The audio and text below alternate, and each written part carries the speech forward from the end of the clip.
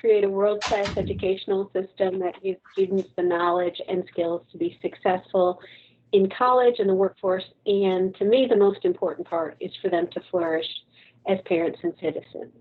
And our mission is to provide leadership through the development of policy and accountability systems so that all students are prepared to compete in the global community. On the next slide, you'll see our 6 State Board of Education goals. And I'm not going to read them all to you. I'm sure you've seen them before, but really the one thing that's really important is that we talk about all students and every school, every teacher, every district. It's really important to us that we're really reaching everyone and supporting everyone, and that's really what drives our work here at the Department of Education. So on the next slide, we'll just kind of go through some session norms. So you see this lovely picture of me, but for those of you who have not used Microsoft Teams before, you might not be familiar with everything on it. So I've just pointed out some things. You'll see something that looks like a little speech bubble, and that opens the chat box so that you can see that on your right. It'll automatically come up if you click on that. You can click on the little hand to raise your hand to ask a question or to make a comment. The microphone, that just turns your mic on and off, and everyone is probably muted at the start. That's usually the way they start. And then, so I have a red arrow pointed to the part that looks like a little television with an upload arrow. Please don't touch that. That's the share button. If you touch that, it will take the sharing away from Melissa, and you will take over sharing your screen. And then that just stops everything that we're doing. So please just don't touch the share button. And then finally at the bottom, you can type a comment in the chat and click the airplane to add the comment. So once you type the comment in, you can just click the airplane and it adds it. Okay, and then on the next slide, Melissa's going to share some quick information with us, which is really helpful. Yeah, so I'm going to take just a second, and I want to show you a really cool translation and subtitle feature that's available in Microsoft PowerPoint 365. So we're going to go a little further into what the Microsoft 365 means here in just a little bit, but I want to show you how this works. So if you're in your Microsoft PowerPoint and you go to slideshow, whoops, over here, this last option here at the bottom is called subtitle settings. And with these subtitle settings, you can change several things about the subtitles. So one thing you can do is you can set the spoken language. Sandy, can you see my screen, or did it stop it? It is not in the full screen anymore, but we do see your screen. Okay, no, that's fine. I got a little warning that said my screen share had stopped, so I wasn't really sure what that was about. All right, so anyway, you can set the spoken language, which for us would be English, but you can also set the subtitle language. So the subtitle language can be different than the spoken language. I'm just going to leave it on Spanish for now. I'm going to go back and hit play from current slide. And then I'm actually going to turn the subtitles on.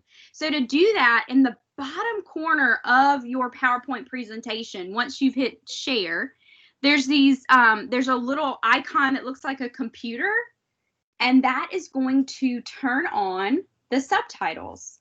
And so you'll notice that as I am speaking, it is translating my words into Spanish. Now, I don't know Spanish. Sandy does, and she says it's pretty close to being accurate. But what I love about it is you notice that as I'm talking, it's going back and trying to change the grammar and make it as accurate as possible. So that's a really great feature if you are talking with especially newcomers who have zero English, or if you're trying to communicate with parents, this is a really great way that you can do that. And again, that's through Microsoft PowerPoint 365. Don't worry if you don't know exactly what that means. We're going to go over that a little bit later.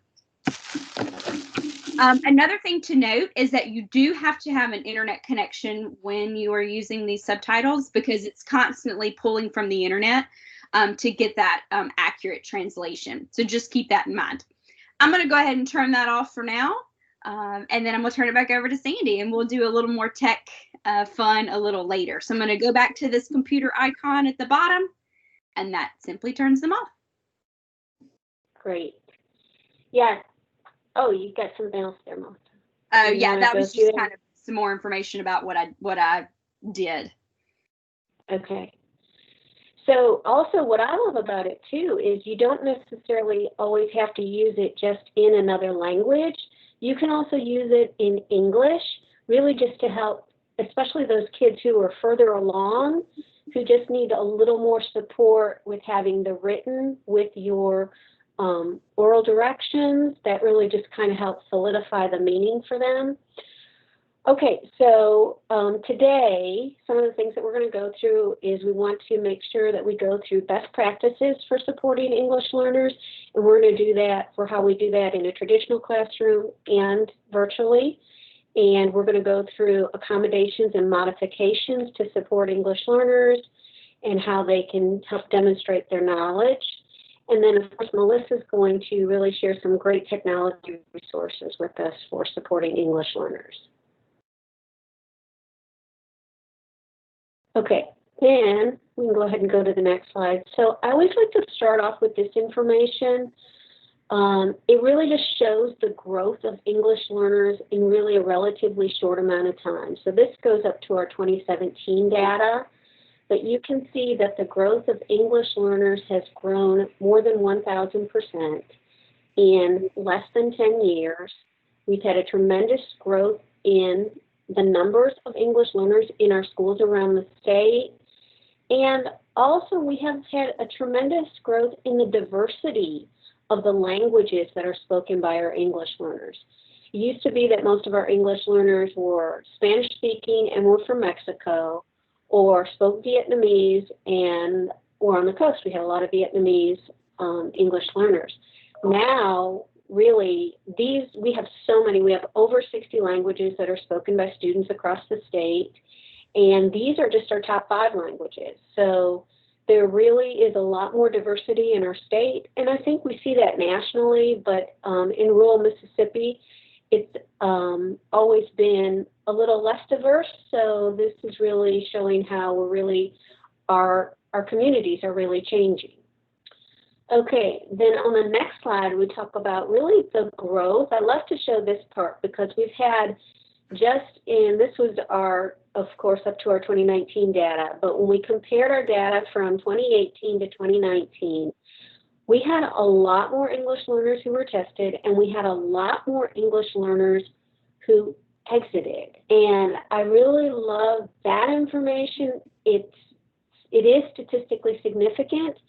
And what I love about it is that so much of that growth has to do with the collaboration between English learner teachers and general education and special education teachers. And also, we have many schools who have this growth and more who don't have any English learner teachers. So I really attribute a lot of that to the work that is being done in the general ed classroom, because it's these best practices and these accommodations and modifications that can make a significant difference in the growth of our English learners. Okay, then on the next slide, we're going to get straight into talking about some best practices to support English learners. So our next slide shows that the first one and a really important best practice is to make it visual, make everything visual. You can have things like a visual schedule, use visual anchor charts, visual word walls, and classroom labels. So with the visual schedule, the one that's pictured here is actually one that's downloadable. It is a Word document on our English Learner webpage, and I can, after I'm finished here, I'll drop a link into where that English Learner webpage is. But you can change it to fit your day. You can make one that's a whole class one. If you are departmentalized, you can make one for individual students. So you can really make it fit your own needs, and you can put in the pictures you want. So for example, if you're teaching 4th grade and you switch classes with another teacher, maybe, you know, for math, you go to Miss Smith and you might have a picture related to math and a picture of Miss Smith because that's who they're going to. It just kind of helps those students who are struggling with understanding what's going on with the world around them to really feel less frustrated and to be more independent about what's happening with the day. You'll notice on the word wall that we have pictures next to the words, not next to the letters.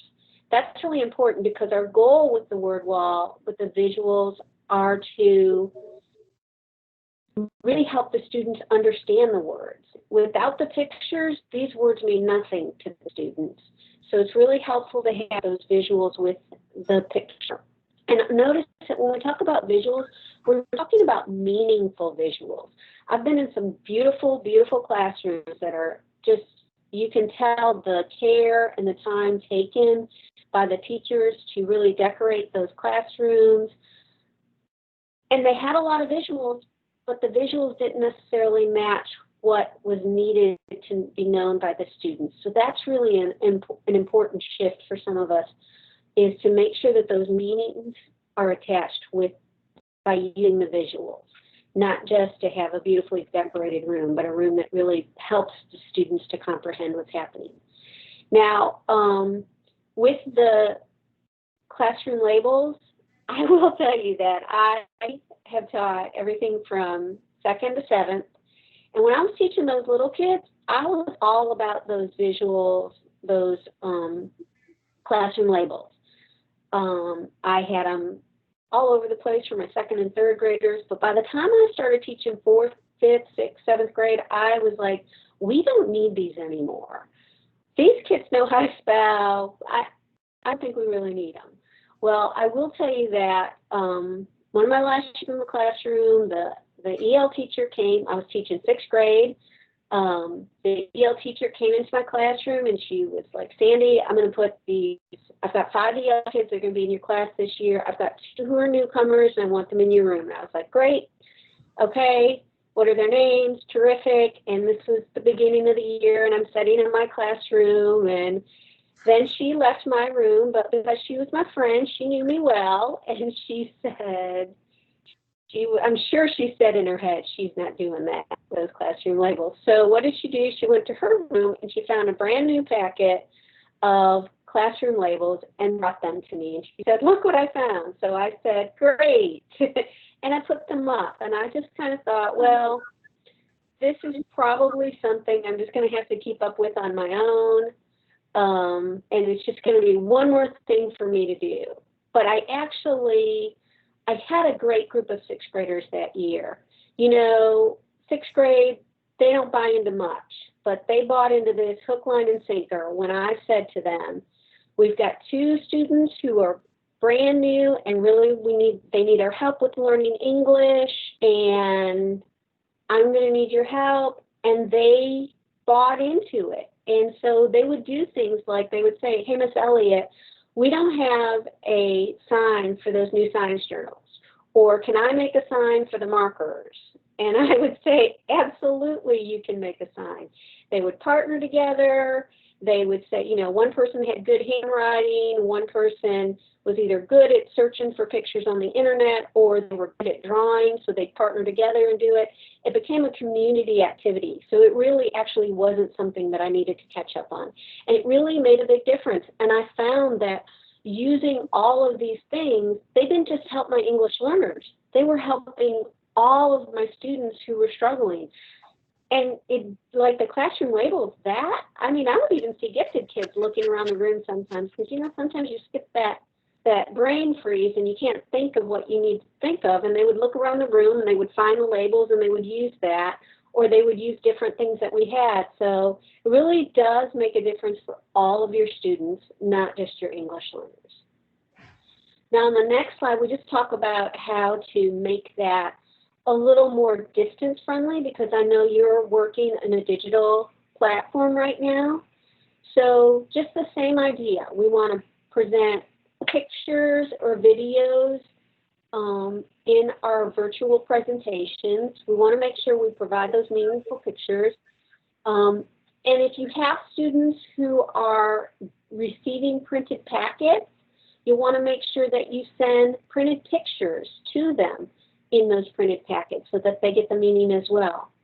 And again, you can post the class schedule right in the chat. So you can just have, have your schedule posted. This is how it's going to go today. Copy it, paste it, and post it in the chat. Okay, the next slide. Okay, some more best practices. One thing we want to make sure that we're doing, especially in this digital platform, and you can click it one more time, Melissa, is to make sure that we're really focusing and thinking about how we're moderating our speech for fluency, for clarity, and for the correct pronunciation. That's really important on devices, especially computers. We know how internet is sometimes not as clear as we would like it to be. And also we know that sometimes when we get talking, sometimes more than one of us is talking at a time, and that can distort noise, distort sounds in our voices.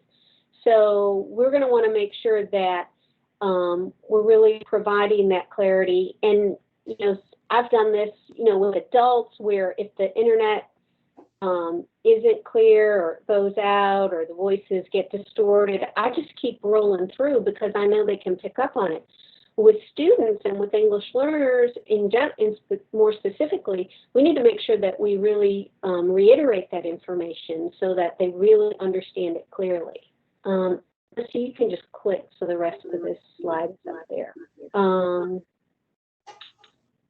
And another thing we can do just to make sure that we are really being clear is that when we give directions for specific things we want the students to do when we are in that digital platform, we might also want to give those in the chat bar as well, because there are some students who might not pick up every word we're saying, but they're going to use cognates to help understand what we're saying better if they can see it and read it.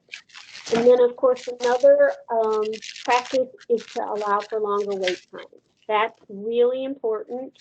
I know sometimes I know how it is in my classroom, how it was with me. I was thinking, I got a schedule. We got to get through all of this stuff today.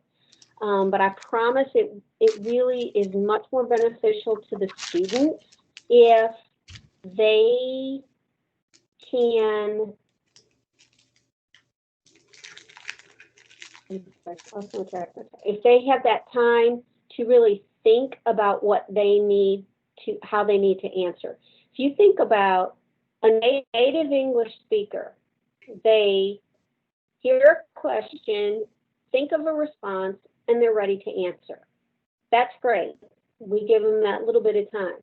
But an English learner hears a question, selects the vocabulary from that question that they understand, translates that to their first language or more dominant language, then they think of an answer, they translate that back to English, and now they're ready to answer. So it's going to take them more time to really respond to, and we're always trying to get as many students as possible to respond.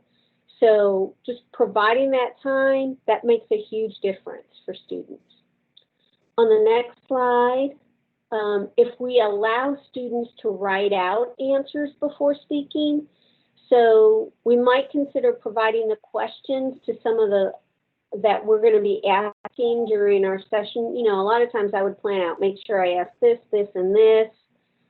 Just write those out and email them to the students. And you can email them to all the students, not just the English learner students, or provide it on your platform if you're doing Padlet or Wakelet or whatever you're using for students to access the information that you provide. Then you can put that right in there so that students have a chance to preview those questions and select that. But I will tell you that even when I did that in my regular classroom, I actually started doing that for students with dyslexia, because the dyslexia therapist told me they have a processing issue going on. They've got the information back there. It's just going to take them a little minute to bring that information forward. So I just started providing 15, 20 seconds, not long at all, for all my students to write out a quick answer, or at least write down a few words that they wanted to share if they were going to give an answer. Now, I know, you know, I had my Smarty Pants kids who would be like, I'm ready to go, Miss Elliott. I don't need to write it down. And I'd say, that's okay. You don't have to write it down if you're ready. You don't have to write it down, but we're still going to wait. This did two things. One, once they got used to it, it gave them an opportunity to, it gave all of my students an opportunity, especially those shy, quiet ones, and my English learners, and my students with dyslexia, my students with special education needs, and just my shy kids who are really going to let those little Smarty Pants kids give the answers. It gave them that time to collect their thoughts and be ready to answer.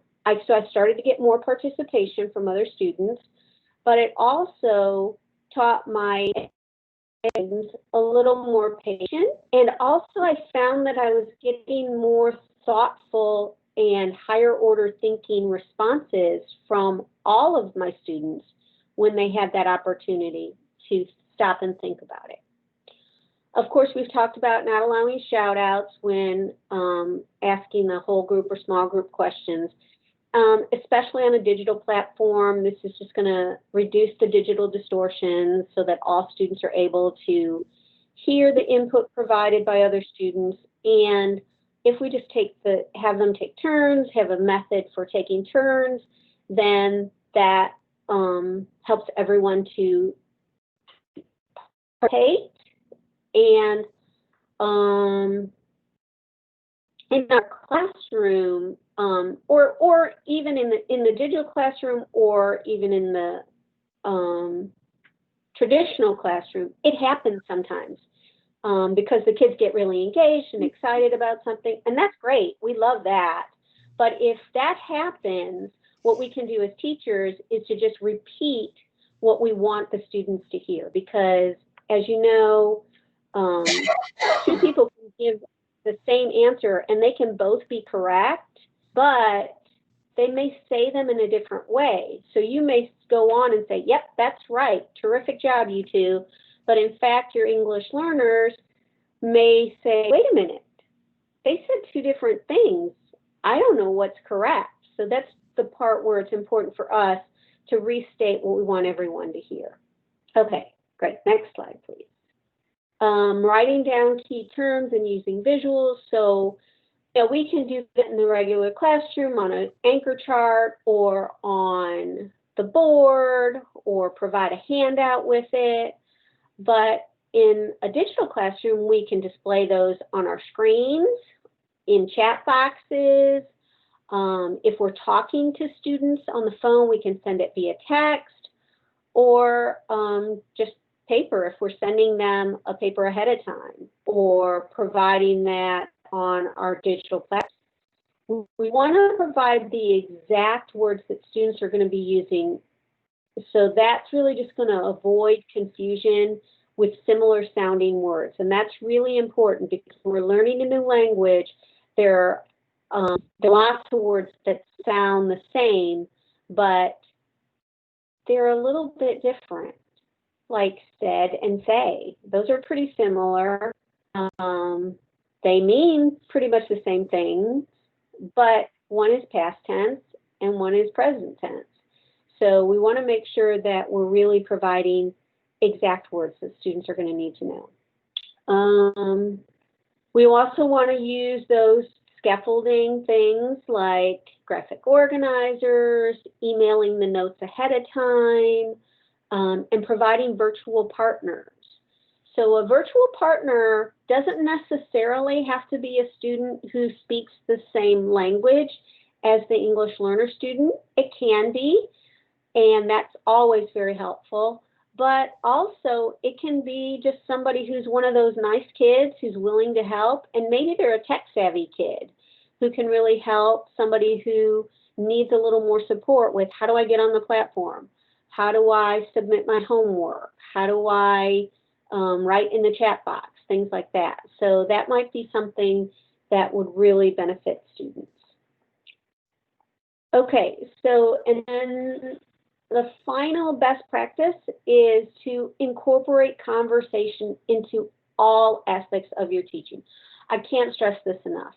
In the traditional classroom, we can do this through 30-second conversations, which I love because they're nothing that we plan for. It's just a quick conversation between students and teachers or students and students. We can do it through scheduled and planned turn and talk times and think, pair, share times. That's really important time for students to practice their English. And also in breakout rooms in our digital classroom. Then on the next slide, we just have just really what we want to focus on, emphasizing that language production. This is a really important time for students to practice and build those language skills, the English language skills, and for them to share their thinking. So we want to get their thoughts when we have them on that platform because we want to make sure we clarify any misconceptions. So that's how we do it. We get them to talk a little bit. And for some of those newcomer students, it may only be 1 or 2 words, but it gives us a better idea of where they are. And we want to make sure we build in those opportunities for students to interact. And like we said, that's through breakout rooms, through posting things on the chat, or through video responses, that kind of thing. And Melissa's going to show you some video response options in a bit. So just some additional ways to incorporate conversation into your digital teaching. Just keep in mind that EL students may have fewer opportunities now during COVID when we're all trying to stay safe to practice their English. So they may not be attending as many activities as they normally would. They might not have as many large family gatherings. They may not be as involved with their church community as they were. They may not be as involved with sporting activities as they were previously. So it's really important that we provide as many opportunities as we can while we have them with us in our digital classroom to practice that English. Also, keep in mind that that group work or that partner work can really support oral language development. Small group activities are a great low-risk opportunity for English learners to practice those language skills. Sometimes you're a little bit more shy to do something that you're just learning to do in a large group, like on the large classroom platform, but in a small group, you might be more willing, especially with encouraging students who might be willing to support you as you use your new words. And also can be conducted over the phone or through other virtual methods. So just one other thing to consider doing is to consider scheduling specific call times or specific small group times or one-on-one times to meet with those individual students so that they really are in a supportive environment with you, but really kind of forced to use their English language skills. I just know myself that if I have a choice, I'm going to use English because it's easier for me. But when I'm forced to use another language, okay, I will do it because I have to. So just giving them that encouragement and that opportunity to do it. They'll get more comfortable with it as they go on. Okay, the next slide. Just some things to keep in mind with your learning environment. You want to make sure that you decide which digital tools you want students to use regularly and use those. Don't try and do too much.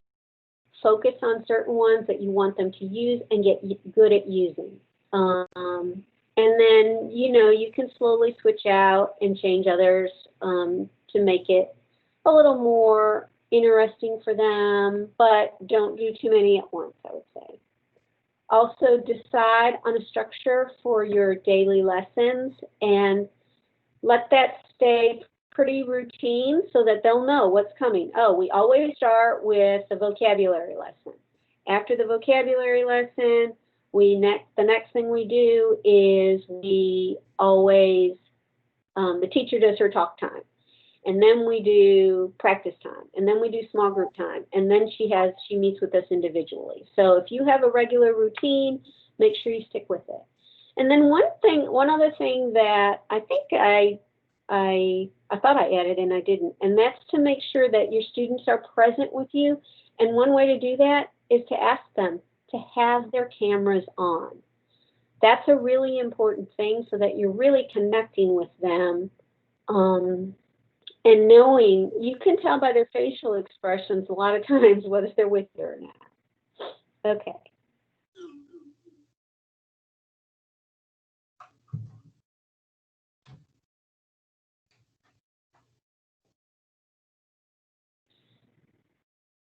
Okay. Then setting up our classroom. Okay, let's go to the next slide here. I'm just going to go through these things really quickly. Because you'll get this slide deck so that you can refer to them later, but just some things you can do just to make your classroom visually welcoming. Make sure you're putting up pictures and posters that reflect their heritage and culture.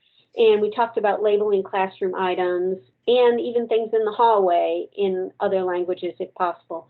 That sign you see there for the girls' restroom was actually in one of our Mississippi schools for all the languages that they have in their school. Okay, next slide. So again, your digital classroom, you can make it, again, use pictures and posters that reflect their culture and heritage when you're doing lessons and you have it on a PowerPoint or you're demonstrating something. You want to make sure you're reflecting each child in your classroom. And then just like we did earlier today, you can label the pictures and items on the platform. And again, in all languages, if possible. So, for example, here we have the arrow pointing to the chat box, and we say, opens the chat box, and abrir el cuadro de chat. So that is just, I provided that in the other language that my students use. So you can find those easily and utilize them whenever possible. Okay, the next slide. Again, those meaningful visuals, that visual schedule, the classroom labels, the word walls, and anchor charts with meaningful visuals. So those are really important. On the next slide, just doing the same thing in the class, in the digital platform, providing that visual schedule in the chat, using digital word walls with meaningful visuals, and I'm sure you can do that on Padlet, you can do it on Jamboard. There's a lot of resources to be able to provide those. And I know a lot of digital platforms now that I've really been experimenting with. You probably have much more experience with it than I do. When you put a new vocabulary word in, say you're teaching a new vocabulary word in science, and you just want a picture to go with it just to kind of help them cement the meaning of that word in their brains, I noticed that if I just click attach image, it takes me all over the place. It'll say, do you want to attach it from your computer? Do you want to attach it from the internet? And then it helps me search it that way. So it's pretty easy to find those. Also, one thing you can really provide that will be helpful is that labels for those commonly used classroom tools. So if you teach science and you commonly use a microscope or a hand lens or a science journal, you'll want to make sure that you have those, create labels for those, and just provide those for students. And you can provide it digitally, you can email it to them so they can print it, or you can print it and, you know, have a drop off for them or pick up, however that's working for your district.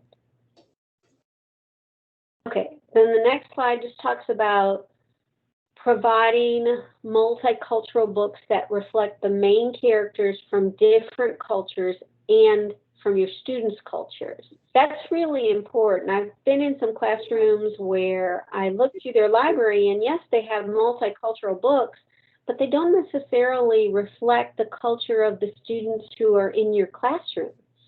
So we want to make sure we want to provide both. We want, because those books are going to provide not only a mirror for our English learner students and for our students of different cultures, but also it serves as a window to all of our other students for the community that they work with. Okay, and those high interest and low readability books are really, we want to make sure those are incorporated into our classroom and our school library. That's really important, so that they can read the information.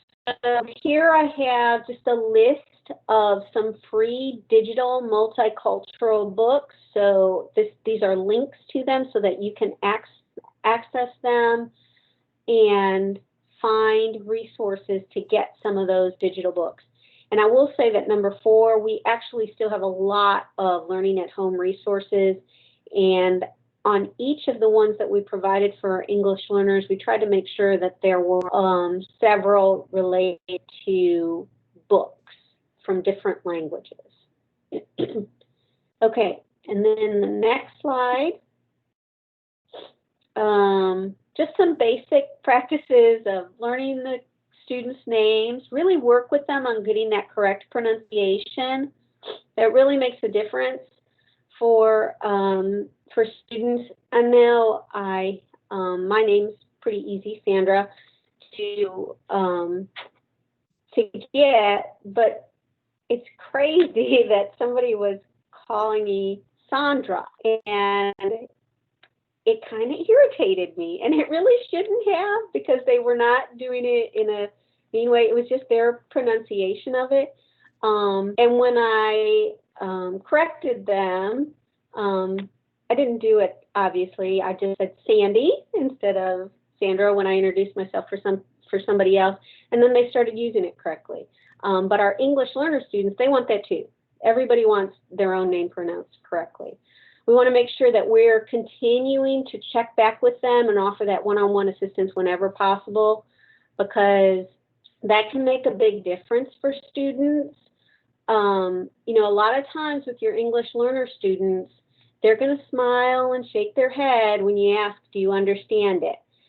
But that doesn't necessarily mean they do. So really checking back with them on the regular is really going to make a huge difference for them. And then, as we said before, assigning a peer partner, and then finally use an interpreter or interpretation devices that can really help support understanding, especially for those newcomers or when you're struggling to understand something with them. That really can just help cut through that barrier. On the next slide.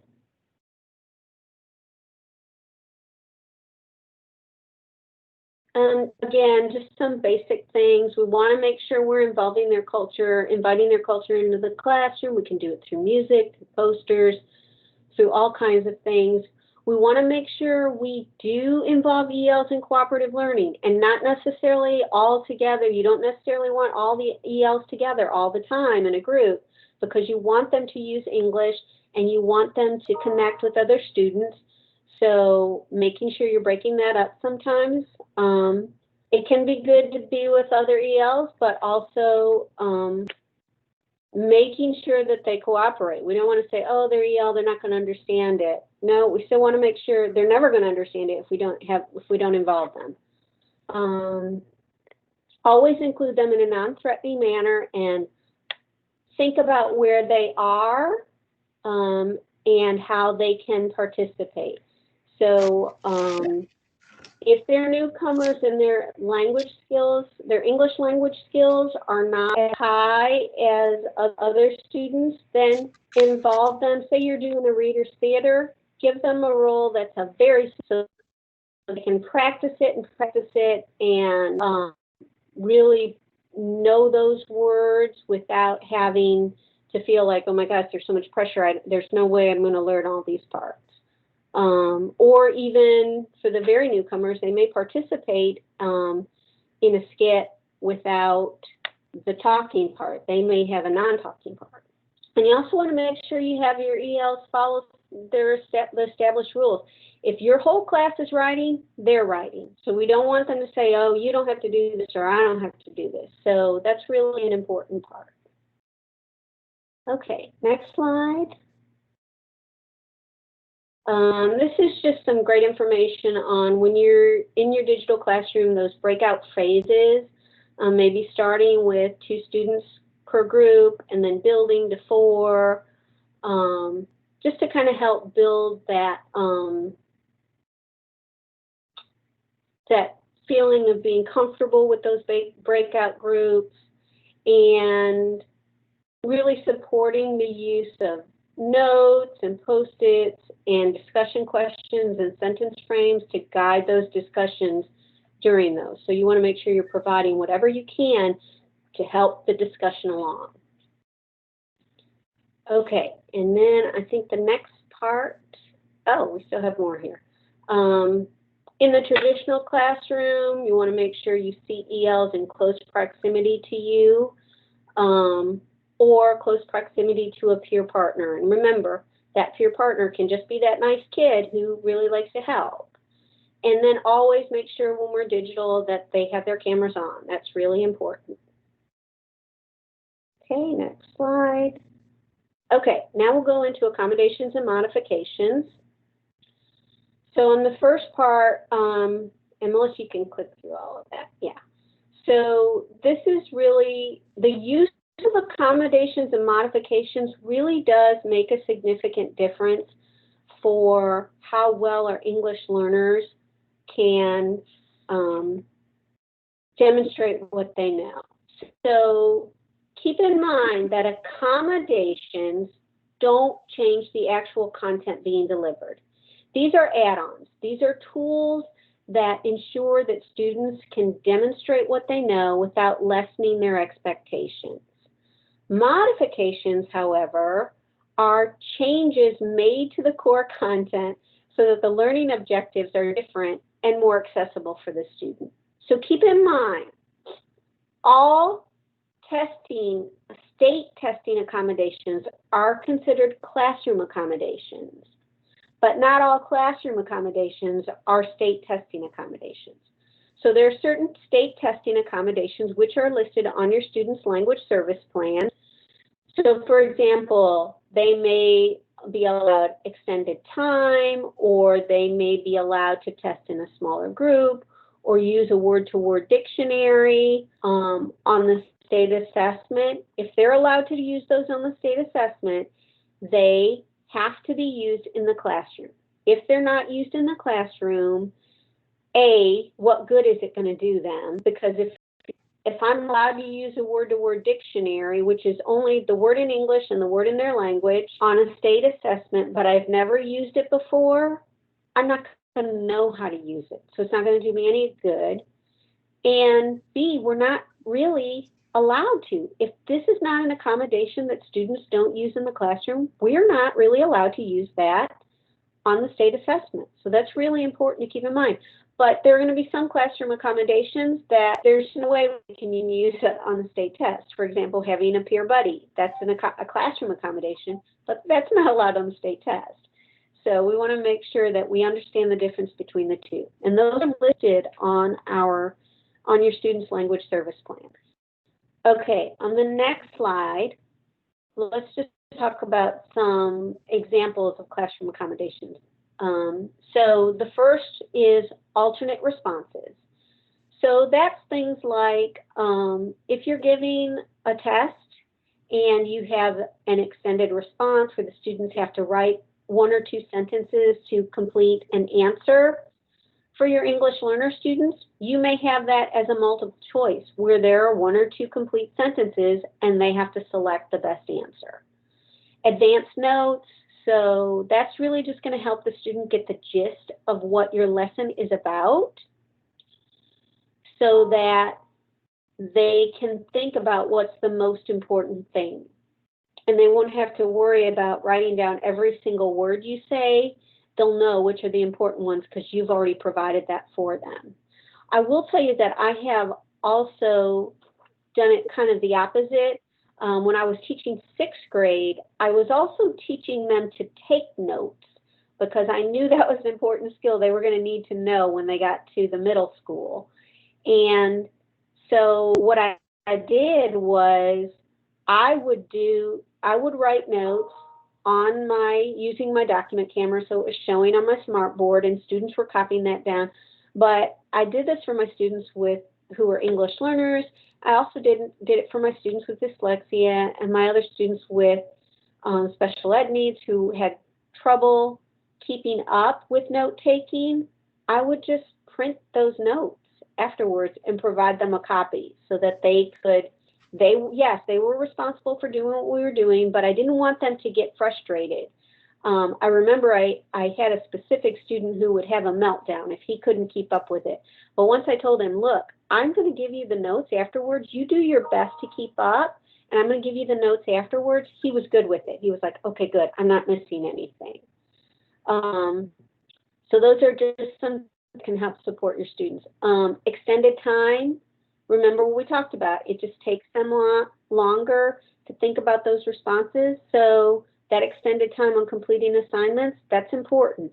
That may mean if you have a larger project that kids are doing and you're giving them 2 weeks to do it, you may give your English learners maybe 3 weeks to do it. So maybe you're going to give them either an extended time at the end or you're going to provide them with the information ahead of time so that they can get started on it. Teacher modeling, that's just things that we do regularly. So for example, where we're demonstrating exactly what we want them to do. So that might mean things like, so when I was teaching persuasive writing, for example, I would have a piece of writing that I had done ahead of time to show them this is what I wanted to do. And we'd write all over that thing. So I'd have it on my smartboard, but we would code it, color code it, and say, okay, there's your introductory sentence, your topic sentence. Oh, that's a supporting detail. That's a supporting detail. That's your closing paragraph. And in the closing paragraph, there's your summary sentence and your final plea. So we would provide them copies of this. So after we had color coded it and written all over it, I'd print it out and provide that for my EL students. Some of my other students, they'd have that because they had a printout and they were color coding it and doing it as I did. But if you weren't able to keep up, I'm going to give that to you also. But I'm doing it with them, not just doing it ahead of time and giving it to them. That's important that they're involved in that. And then the simplified written and verbal directions, that's just going to cut on confusion, making sure that we're doing things like, so I know what you're doing. You're probably doing what I did, which is what we all do. We try to model our assessments and our work after what they're going to see on the state assessment. So what I would do is I would get everybody going on the same test. I was giving a math test. I'd give them all the same test. And then I would give my English learners the test. And I'd go around and I'd highlight for them the important words in the directions and in the questions just to help show them to see, oh, this is greatest common factor question. Okay, I can do this because I'd highlighted the important words for them. My goal was to slowly wean them off of needing that, but some of them would get there depending on their level of language acquisition, and some of them would still need my help.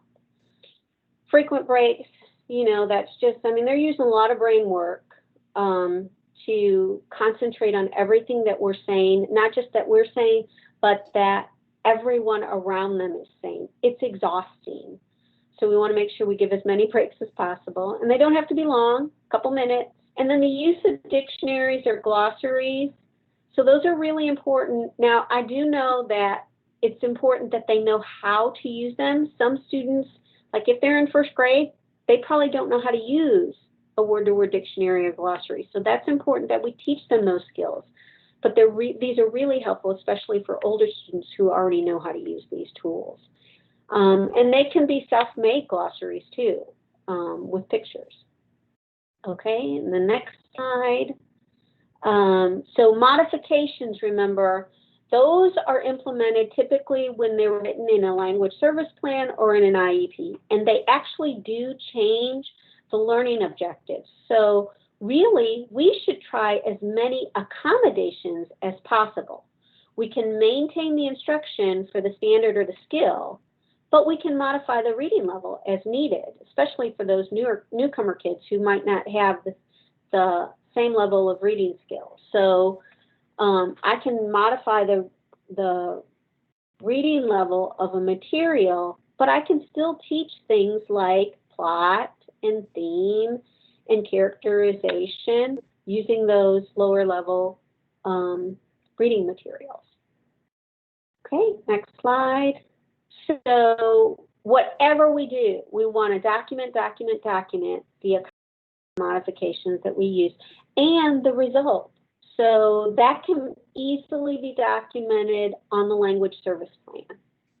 Remember, the language service plan is something that we work on regularly, not just once in a while. Okay, let me just show you an example, and I think I'm going to only do these two examples here, Melissa, just for time's sake, because I know I ran over here. So I want you to tell me, and you'll write it in the chat. I'm going to show you two student examples, and you'll tell me if you think that this is an accommodation or a modification by writing it in the chat. Okay, so this was an exit slip. It's important for you to know that it was a reading comprehension, so that's what I was assessing. The students had 10 minutes to write this assessment, to write this assignment, and what they had to do, they had to write a summary of a chapter from the book, The Great Fire, that we were reading. So this student was an English learner. She was pretty advanced in her language acquisition, and she may have actually been on monitor, I think, at the time. So it said, the fire was spreading really fast, causing William Brown to pull the alarm twice, but once again, he struck the wrong box. Luckily, when the firefighters drove towards the wrong box, the wrong location, they saw the glow of the fire and drove towards it. Alexander Freer was going to visit his stepsister when he saw the fire. When he tried to help her, a man yelled, "Across the river," meaning that the fire was on both sides of the river. So she did this all on her own. She didn't need my help at all. She has a few minor errors in here, but that could have been because she had 10 minutes to complete this and not much longer.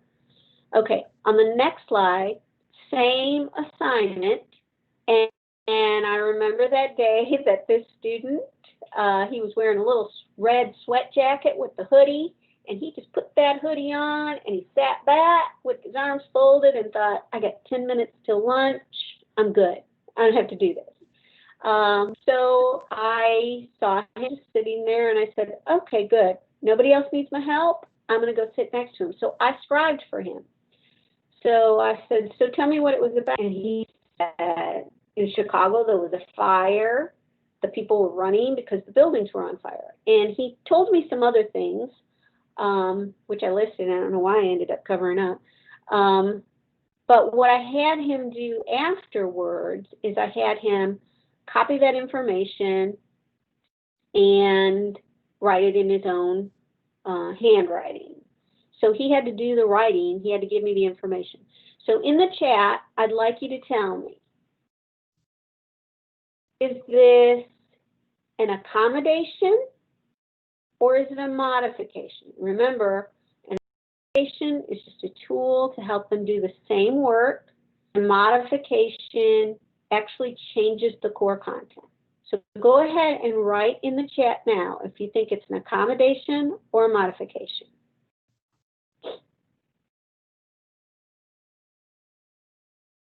And remember, you can just type it right in there. I see at least one person's in. Great. And click the send.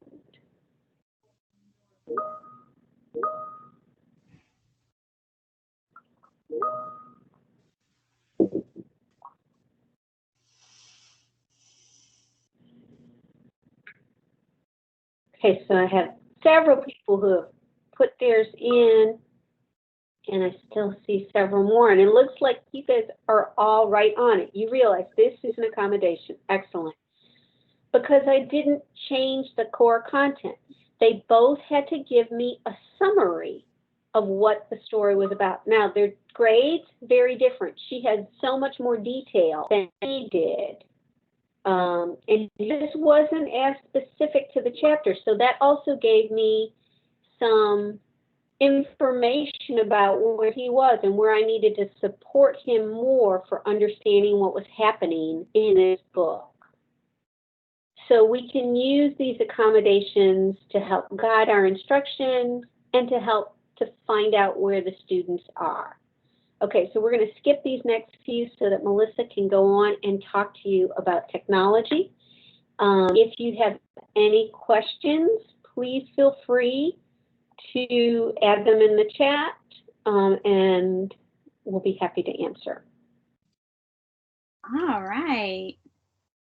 Sorry, Sandy. My screen went a little wonky. It was like advancing all on its own, and my mic was muted, and then I couldn't unmute myself. You know, basic technology struggles in the morning.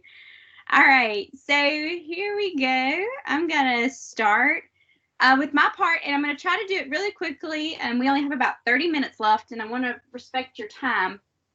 So, oh gosh, I started back at the very beginning. I don't want to do that. So here we go. Still struggling this morning, apparently. All right, play from current slide. That's what I want to do. So we're going to talk about some tech tools that you can utilize with your EL students. And so I know that this is elementary. And so we are talking all the way from kindergarten to 5th grade. So we've got a wide range of what your the abilities of your students. And so I want you to try to think of all of these from the lens of what your students specifically can do. And then really quickly, this is our disclaimer. Whatever I show you today, before you start using it in your classroom, please make sure you clear it with your administration, with your local technology department. And it's always a really great idea that you let parents know what technology you're using in the classroom with your students. Okay, so here we go. So a couple of things I want to show you to help your students with reading supports.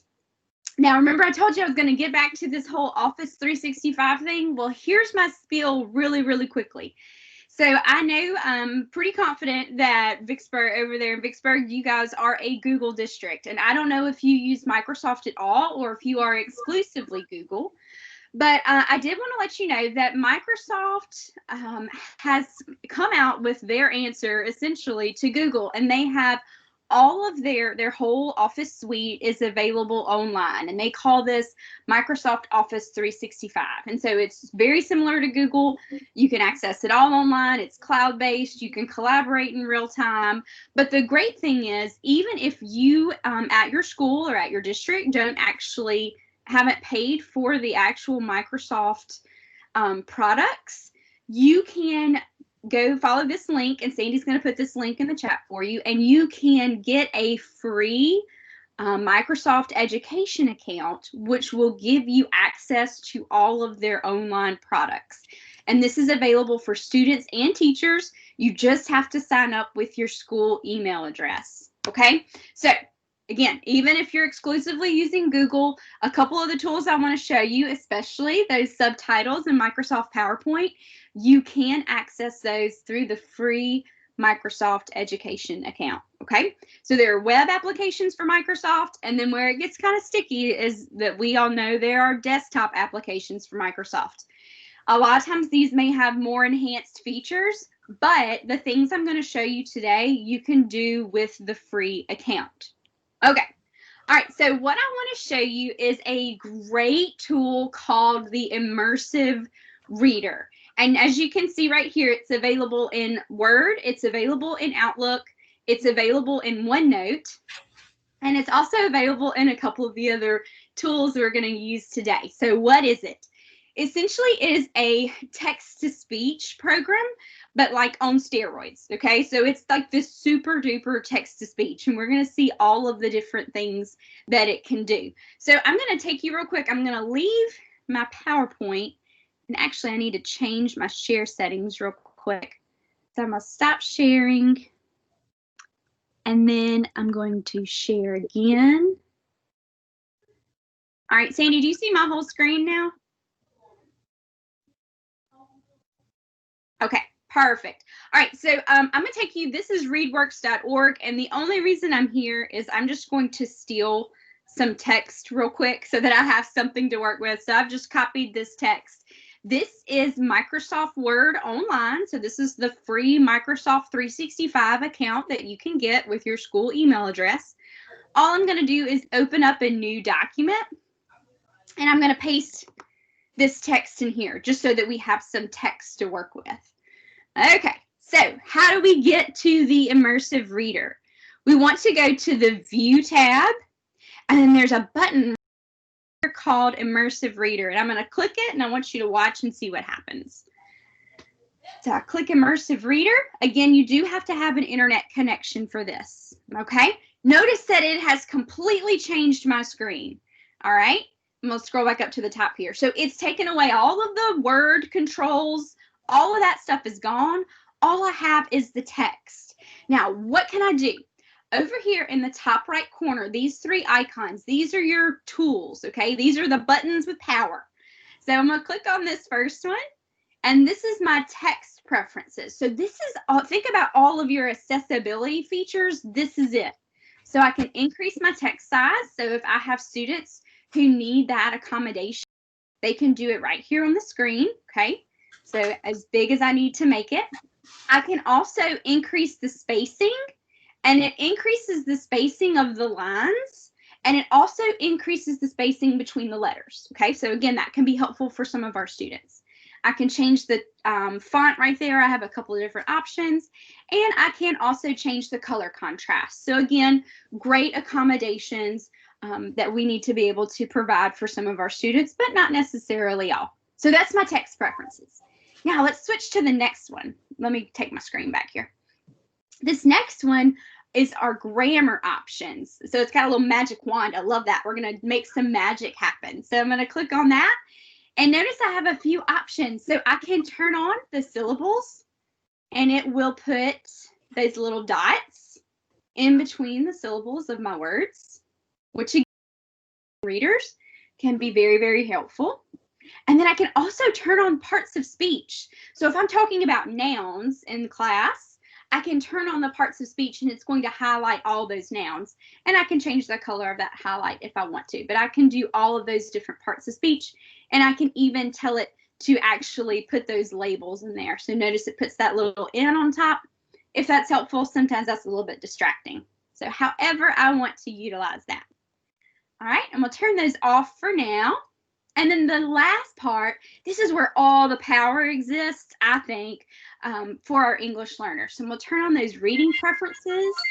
There's a lot of different things I can do here. So the first thing I can do is turn on line focus so that I can just focus on particular lines of text. There we go. Sorry, it's just automatically jumping to the bottom.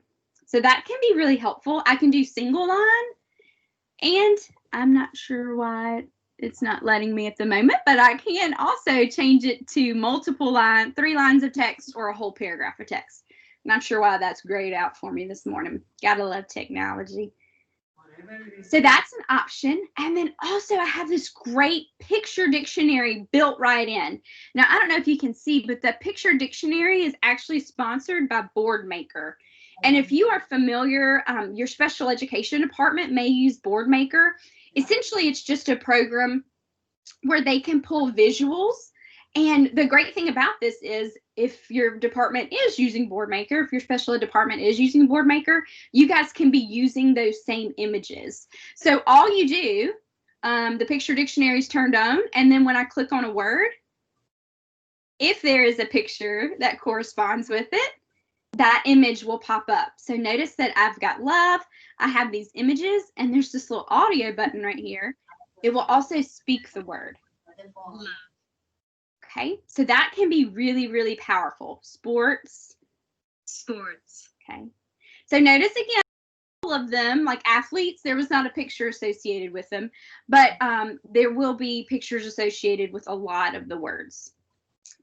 All right, so that's the picture dictionary. Again, I can turn that on and off. And then here's the really cool part. Here's the translate button. So I can choose a language that I want to translate to. I'm just going to choose Spanish. Now, I can choose to translate just a word, or I can choose to translate the whole document. I think it's really, really helpful for our students when we want to immerse them in the English language. But when they're really struggling with this particular word, when I have the word selected, I can click on a word. Notice it gives me the word in English. Sports. And it gives me the word in Spanish. Deportes. And I have the picture dictionary. So I have all of those supports built right in to the immersive reader. It's right there for me. If I wanted to translate the whole document, I could choose to do that. Okay. And then, of course, here at the bottom, I have this green play button. So I can hit play and it will read the passage to me. Sports to extreme. Read the following arguments. I love that it highlights the word that it's currently reading so I can keep up with it. And then this little setting option right here, it just gives you lots of options for like the speed of the reader, the voice of the reader, and that kind of thing. So if you want to edit that for your students, you can. And then when we're done with this, we can hit this back arrow and it takes us back to our original Word document. Okay, so I don't know about you guys, but I think that's pretty cool. If you think it's pretty cool, let me hear about it in the chat. So when Sandy and I were talking, we were talking about for upper elementary, this is something really great to train your students how to use on their own. Okay, these are great accommodations that your students can use. You can train them to use on their own.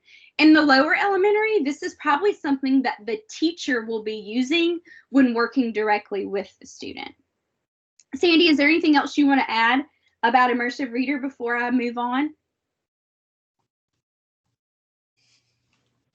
No, I think you covered it great. I love it. I love Immersive Reader. You are getting some great responses in the chat. Oh, wonderful. All right, another tool I want to take you to real quick is a tool called Wakelet. Now, Wakelet is a 100% free tool. You can just visit the website, which is what we're going to do, or if you're using tablets, they do have apps for Android devices and for iOS. So whether you're using Chromebooks, whether you're using tablets, whether you're using MacBooks, it doesn't matter. You can access Wakelet. So Wakelet is simply a place for you to take all of that stuff, links, documents, images, pictures, and put it all in one place. But what I love about Wakelet and why I'm showing it to you right now is notice there's that little Immersive Reader sign. We have the power of Immersive Reader built directly into Wakelet. So I'm going to come over here and show you an example of a Wakelet.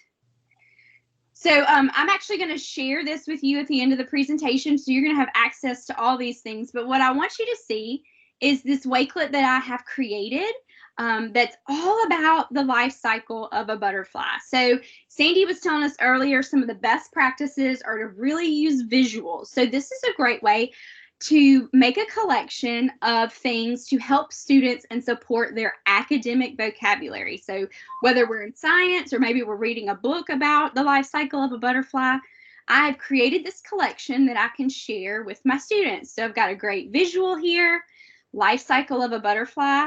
I have a YouTube video that I've placed in Wakelet. I'm not going to play it for you right now, but this is just something you can share with your students. But this is really what I wanted to show you. So notice right here, I have vocabulary. So this is all about the vocabulary for the life cycle of a butterfly. I've got this little immersive reader symbol right here. We're going to come back to that in just a second. So here I have an image. Okay, so this is a picture. The vocabulary word is egg, and I have the great what is this called? Definition. I have a great definition here, but what I want to show you is the power of immersive reader right here within Wakelet. So if I click on the immersive reader icon, it's going to open up immersive reader within my Wakelet. I've got the word, and then I have the definition. So I can have it to me, or again, I can turn on that picture dictionary. Butterfly. Or the translation tool, and it can help my students just immediately right there, all within the same platform. All right, and then I hit the back arrow, I go back. So this is egg, I have my caterpillar, I have the chrysalis. Okay, and again, at any point, our students can click on that immersive reader button, and then I have the butterfly. And then I've provided some additional resources. So these are websites that my students can visit. Now, this is what I love about Immersive Reader and the websites. So notice when I hover over a website, there's this little page looking icon. It says read mode. So I'm going to click on read mode. This is a link to a National Geographic Kids webpage. But when I open it in read mode, look, there's nothing else on there but the text. The ads are gone, the images are gone, the videos are gone. Our students can simply focus on the text. And I've got this great immersive reader button up here at the top. So when I click on immersive reader, it opens up immersive reader, and I'm able to use immersive reader to read the information from a web page. Mind blown. So all that's happening right here within the Wakelet. When I'm done, I can hit this back arrow. And then if I want to, notice there is the option, I can visit the original site. Because sometimes you do want the original site, because the original site could have some really helpful images and other things like that that Immersive Reader has taken out of there just to get rid of the distractions. So the students have lots of opportunities to interact with that information in a way that is most accessible to them. So that really quick is Wakelet. I'm not going to spend time today just because we simply don't have the time. I'm not going to show you how to create a Wakelet, but it is super, super easy. And that's something that I can, you know what, I don't think I have a demo video of that, but I will share a demo video when we send out the recording of this. So that if you guys want to make your own Wakelet, you can. It's really, really easy. All right, so that's Wakelet. And then, of course, you can easily share your collections. So notice there's a button right there. You can share it directly to Google Classroom. So it has really great integration with your Google Worlds. All right. Sandy spoke about some alternative responses.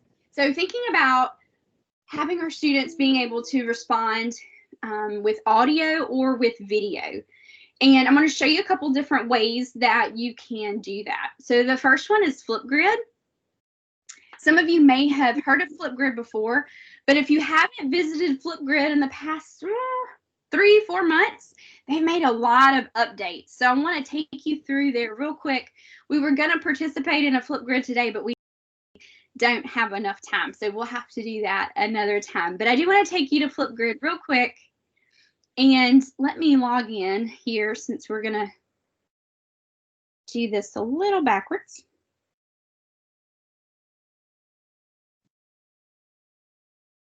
All right, so I'm going to show you what you would have done. So if we had the time today, we would have gone and posted to this Flipgrid. So Flipgrid is essentially a place where I can give students a prompt and they can respond to it. But what I love about it is that notice here, right, this part right here, this is the text where I've typed out the prompt for my students. But over here is where I have recorded a video. And this video is essentially me saying the written prompt. But you could also use this video to give students extra information or whatever the case may be. We're not going to watch it just yet. I am going to hit record a response though, so you can see what the students see. All right, there I am. It's always weird to see yourself on camera when you're talking and also on camera in the presentation. It kind of messes with your mind. All right, but here we go. So a lot of different things that our students can do. First off, notice that I set the time to 1 minute and 30 seconds. So that's how long the students have to respond. You can set it all the way up to, I believe it's 10 minutes that they can have an audio response. So they can talk for a while if they need to. Right here, you can show, I want to hear from you. They can show the topic again. So if they've forgotten it, between reading it or watching the video and hitting respond, they can always listen to it again. And then there's these great options for sticky notes. So the students can write notes to themselves about what they want to say or maybe specific words they want to make sure they use. And these sticky notes do not actually appear on the recorded video. So it's just for the students to have some extra help. A couple of things they can do. There are effects that the students can use. So essentially, it's just a way for the students to have a little bit of fun with it, especially your newcomers who are really reluctant to talk anyway. This is a great opportunity. This is a great opportunity to let them have some fun and let it feel not quite so intense, you know, that I'm having to do this big thing. They can have some fun with it. I mean, you know, like I feel like I'm in Snapchat right now. So there's lots of different filters they can do. They can add emojis to their video. They can add all kinds of things. So again, just a great way for them to have a little bit of fun. They can also, this is new, again, if you haven't been in Flipgrid for a while, they can actually add a whiteboard. So if students wanted to maybe draw something, so taking it back to Sandy's example of the Chicago fire, that student could have talked and told Sandy exactly what he remembered, and then he could have drawn a little image to represent the fire. So it's just a way for them to do all of that Sandy showed you. You can do it all digitally. And they can also even upload their own photo. So if there's this particular photo they want to use, all that is available. All right. The other thing that I have right here is options. So students can upload another video if they want to. They could mirror their video. They could mute. And they can also have the option to record their own screen. So if they want to record and show you something that they've done on their screen instead of recording a video of themselves, that is an option. So lots of great new things that Flipgrid has come out with. When you're ready to go, you simply hit record. And at this point, students can respond to the prompt. Or maybe this is just a chance for them to practice their English. Maybe you just, every day you get them to record, how did your day go today? What did you struggle with? Did you enjoy the lunch today? Like all of those different things, just ways to get your students talking. When they're done, they can pause it. They can get their thoughts together. They can hit record again. They can trash it. They can start over. Lots of great options. But anyway, when they're ready to go, they just hit next. And at this point, students can respond to the prompt. No one likes to hear themselves on video, but this is the opportunity for me to edit something if I want to. I don't have to. I can simply hit next. And then all I do is submit my video. I do have to put my name in there. I can choose to take a selfie.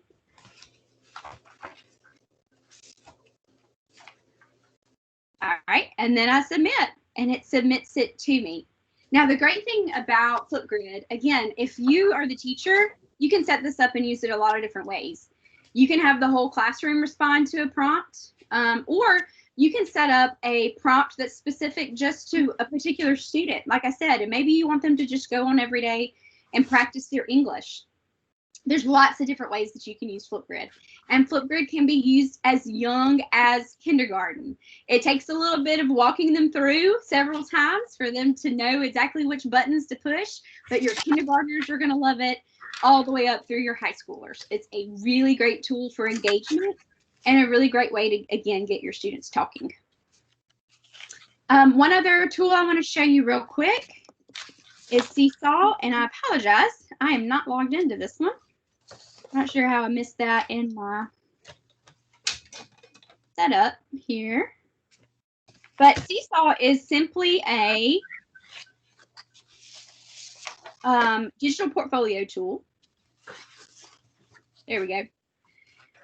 And so it will allow students, it kind of looks like a Facebook feed, as you can see. This is different people who have responded on my Seesaw. But it's what I love about it. I'm going to go ahead and hit the plus sign. So you can see, so students can do all types of different things. They can upload a photo, they can do a drawing, a video, they can upload a document from like their Google Drive. So let's say we had them working on an activity, but we wanted them to upload the document, but what I really wanted was for you to tell me a little bit more about it. So what I'm going to do, I'm going to hit the photo button, and, oh, here it is. Here's just a picture of something my daughter did. We're Harry Potter fans, so she made her own daily prophet. So let's say I was taking a picture. So I have a picture of this work that she created, but look at what I can do over here on the side. I can add my own voice, and when I click this button,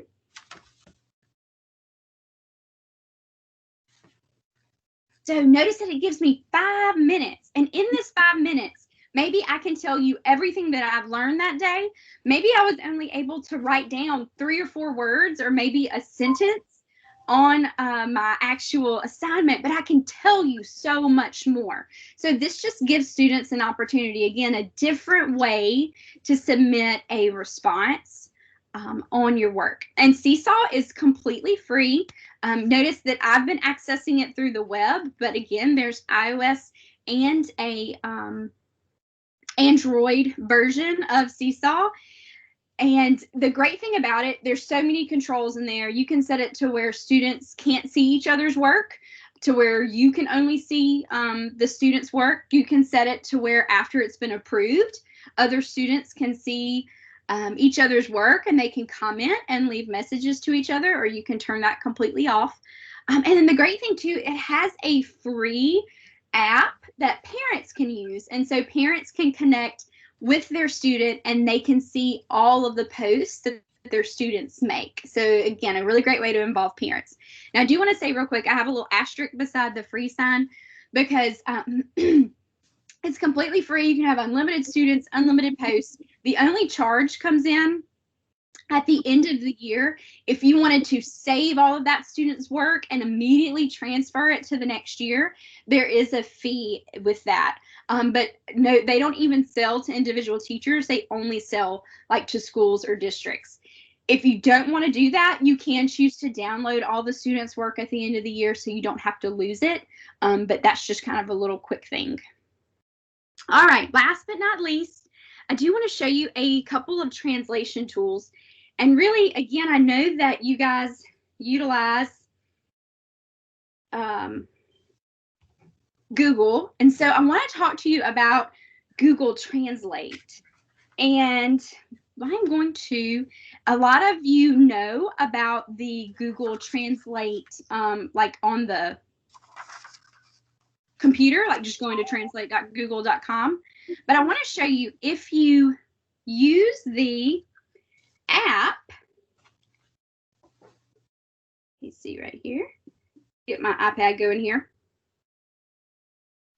If you use the app, you actually have a few more options available to you. So I'm going to go to the Google Translate app and show you a couple of other options that you have available.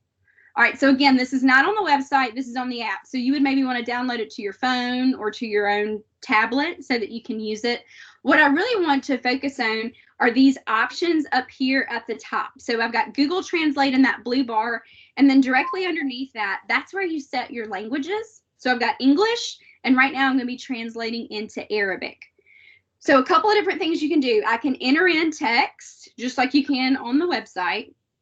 I can take a picture of something. I'm going to show you that in just a second. But the cool thing is that I can have a conversation. So let's say, especially maybe you're talking to parents, or maybe you're talking to newcomers and you're just having a complete communication breakdown, you can choose conversation. And so I can speak in English. I can speak in English, and let's see. Is it picking me up?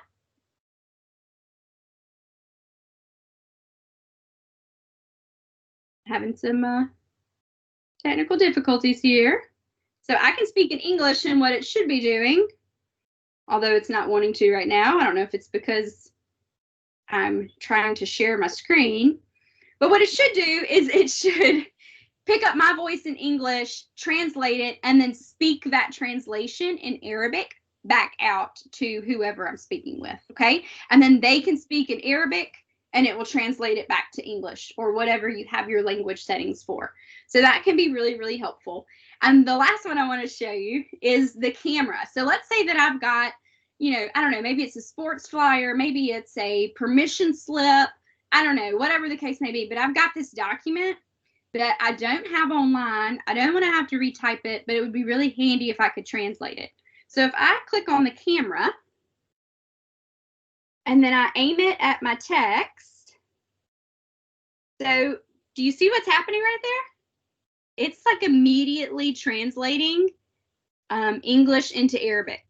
Now, that is the instant. Your options at the bottom, if I choose scan, I can take a picture of the document,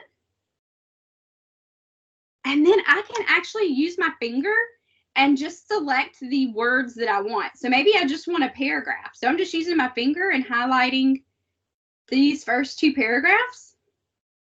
And then notice, look, up here at the top, that white bar is English, that blue bar is Arabic. So it's taken those words and it's translated it to Arabic. If I hit that arrow with the blue button, it takes it into Google Translate. And notice I have in that big blue bar, I have a audio button, so I can click it. And I don't think you can hear it.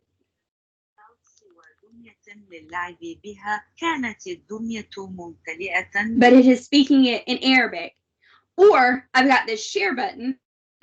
Notice that I can share it to, it's not showing up right here because I don't have my Google, set up with my iPad, but notice I can share it directly to Google Classroom. If I had my Google Drive and my Google Doc set up, I could share that directly to a Google Doc. So it's just all right there. Whew, that was really, really fast. Let me stop sharing. If you have, let us know in the chat. Do you have any crazy questions about what I just showed you, that whirlwind that I just showed you for technology? Any questions that I can answer?